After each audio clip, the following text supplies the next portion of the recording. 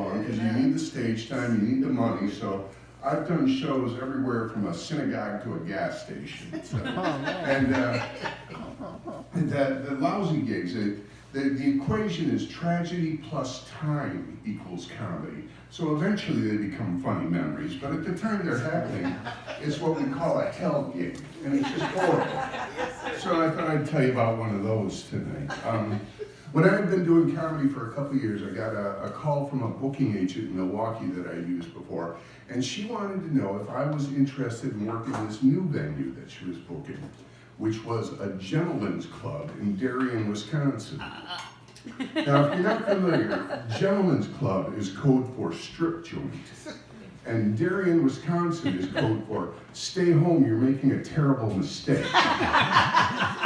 But I didn't know that at the time. I just knew somebody was offering me a gig. And I said, okay, yeah. And the idea was that they would have a comedian do like 10-minute sets throughout the night to give the dancers a break and give the club like an air, like it's a variety show. Sure it is. Okay, that sounds good in theory, whatever. And at this stage of my life, I had never been in a gentleman's club. I grew up in Crystal Lake. There were no strip joints in Crystal Lake. And when I got to be of drinking age, it just didn't seem to make sense to drive over an hour to go spend money on women who weren't really interested in me.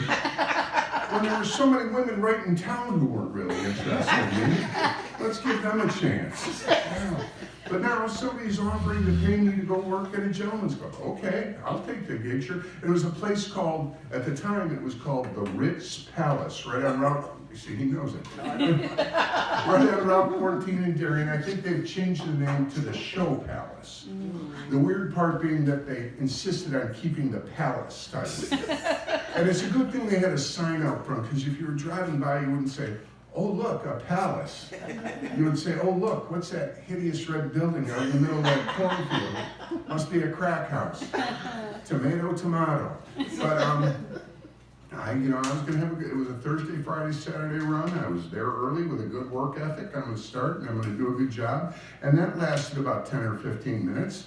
Because the first red flag when I walked in was when they showed me the stage I would be performing on. It wasn't a stage, it was a dance floor.